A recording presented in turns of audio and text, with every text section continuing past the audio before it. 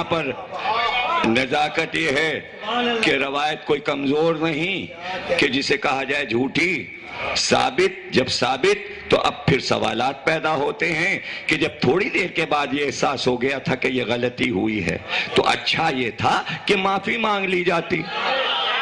سرکار غلطی ہو گئی، ہم نے یہ جملہ کہہ دیا، جوش میں کہہ دیا، معاف کر دیجئے، لیجئے قلم اور کاغذ،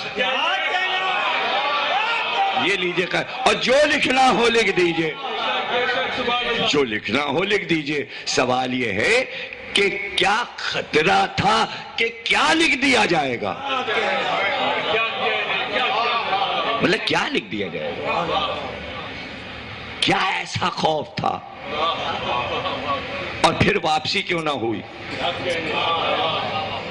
واپسی کیوں نہ ہوئی؟ اس کے معنی ایک تحریک تھی، کام کو آگے بڑھانا تھا، کام آگے بڑھایا گیا، غلطی پر غلطی ہوتی چلی گئی۔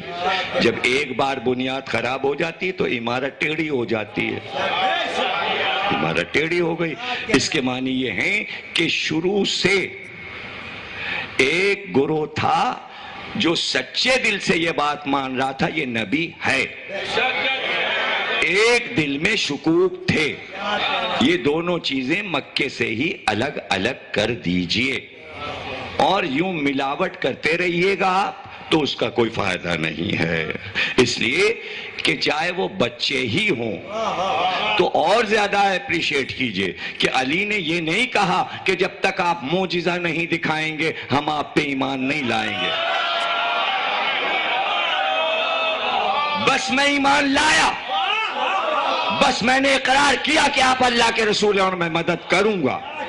اور جناب خدیجہ نے بھی یہ نہیں کہا کہ آپ معجزہ دکھائیے تب ہم آپ کو مانیں گے، فوراً ہی جناب خدیجہ نے کہا بے شک وہی فرشتہ آپ پر آیا ہے جو حضرت موسیٰ پہ آیا تھا اور حضرت عیسیٰ پہ آیا تھا۔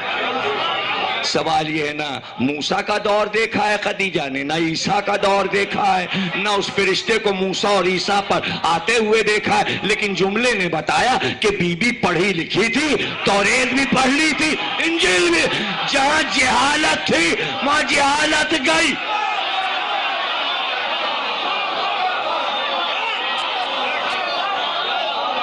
وہاں جہالت گئی تو نبوت کو ماننا، نبوت کو تسلیم کرنا ایک بات طے ہو گئی۔ جس کے پاس علم نہیں ہے وہ نبوت کو نہیں تسلیم کر سکتا۔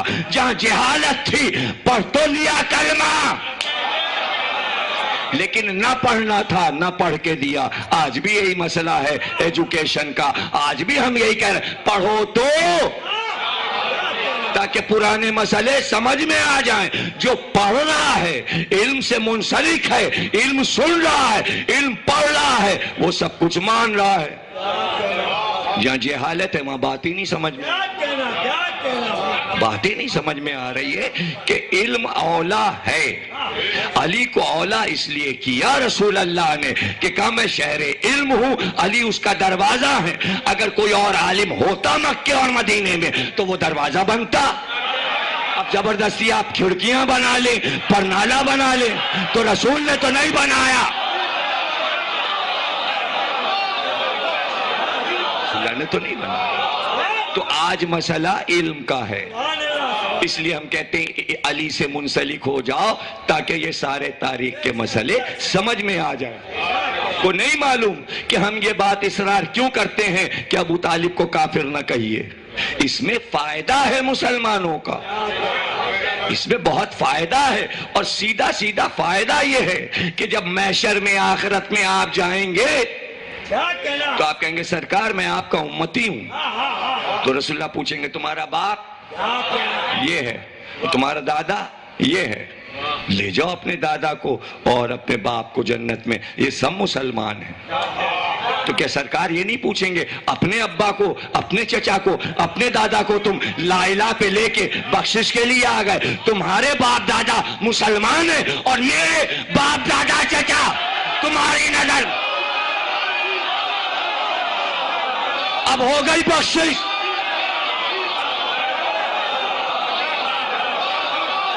ہو گئی بخشش، ہو گئی بخشش۔ مسئلہ سرکار کا ہے، اور رہ گیا یہ کہ کوئی یہ لیے بیٹھا ہے کہ وہاں سرکار کے سامنے کچھ اصحاب کو سرخرو کرنا ہے، تو وہ بھی بخاری نے بات ہی ختم کر دی کہ کچھ اصحاب آئیں گے حوض کوثر کے کنارے، رسول اللہ کہیں گے یہ میرے اصحاب، اللہ کہے گا انہیں بھیجو جہنم میں۔ تو اب یہ جملہ لے لو اور تاریخ پہ اپنے سینے پہ لکھ لو، کروڑوں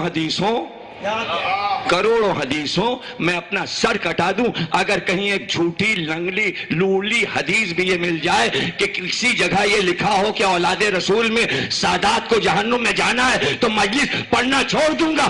اصحاب کے لیے لکھا ہے کہ جہنم میں جائیں گے اولاد۔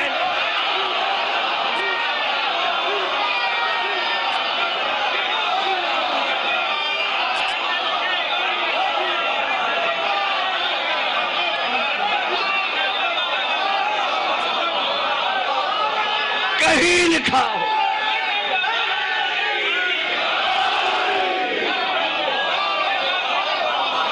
کہیں لکھا ہو، یا سچی جھوٹی کی بحث اگر اٹھائیں گے تو جھوٹی حدیث بھی کہیں نہیں ہے آل کے لیے۔ لفظ جہنم آل کے لیے استعمال ہی نہیں رسول نے کیا، اور قرآن کی آیات گواہ ہے کہ اصحاب کے لیے جہنم کا لفظ آیا ہے۔ آپ کہیں گے کہاں؟ ارے کوئی آیت پڑھنے کی ضرورت نہیں ہے، لکھا ہے صاف صاف جا کے قرآن میں اصحاب النار۔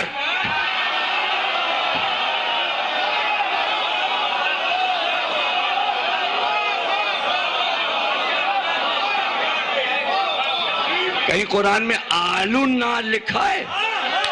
پتہ چلا جہنم کی آل نہیں ہے مگر جہنم کے اصحاب ہیں۔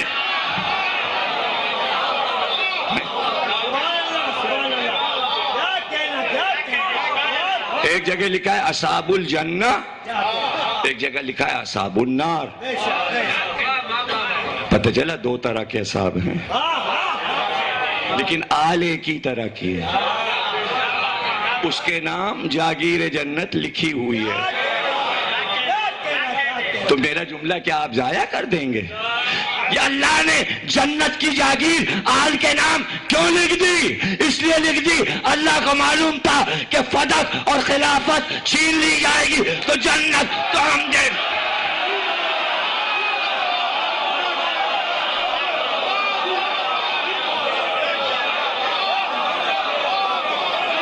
اب چھینو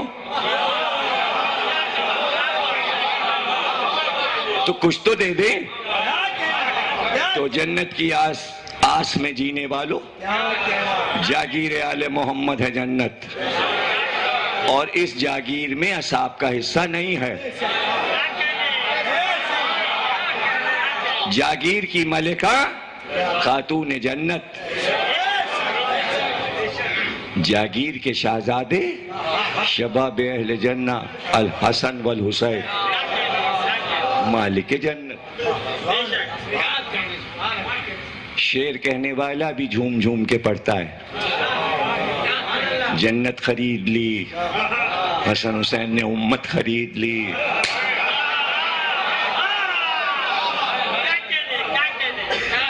سب کچھ لے لیا، تو اب کس آسرے پہ بیٹھے ہیں؟ کس آسرے پہ بیٹھے؟ کیا ہیں یہ باتیں؟ کیا ہے یہ دکھاوا؟ نہ یہاں کچھ دے رہے ہیں نہ وہاں کچھ دے رہے ہیں، نظام بھی تو نہیں آ رہا، نظام وہی انگریزوں کا، اور وہاں کچھ ان سے ملنے کی امید نہیں، اس لیے کہ وہ خود ہی بھکاری بنے کھڑے ہیں رسول اللہ کے سامنے۔ تو بھیا بھکاریوں کے پیچھے کیا چلنا؟ شاہوں کے پیچھے چلو،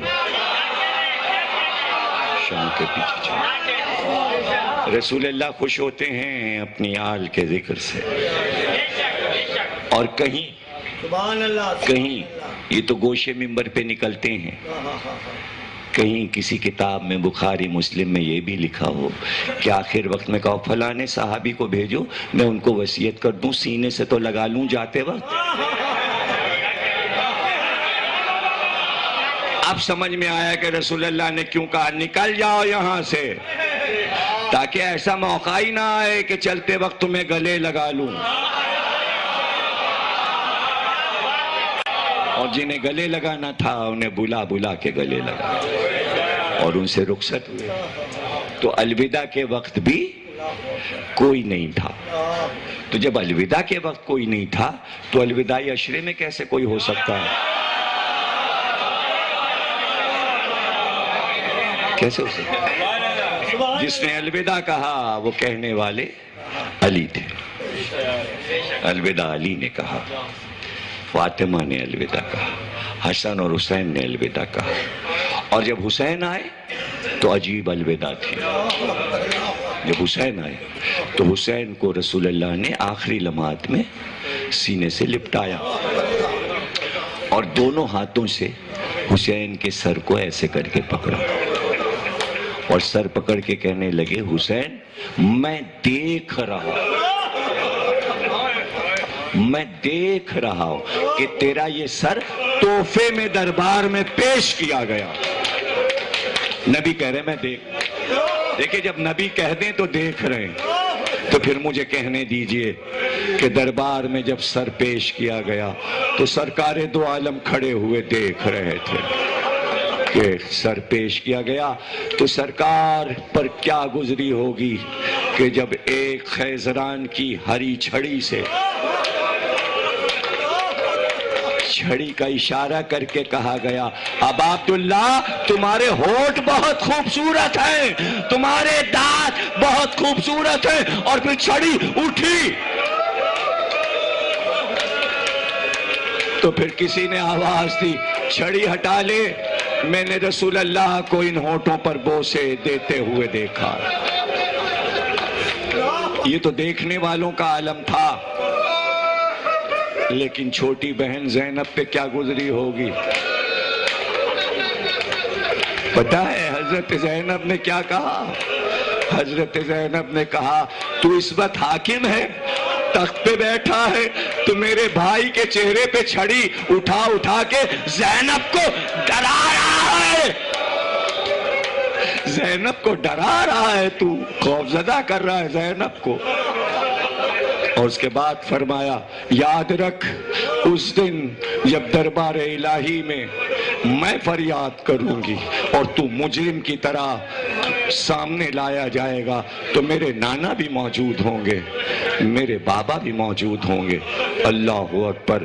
لیکن میں کیا بتاؤں کہ آگے روایت میں کیا لکھا ہے؟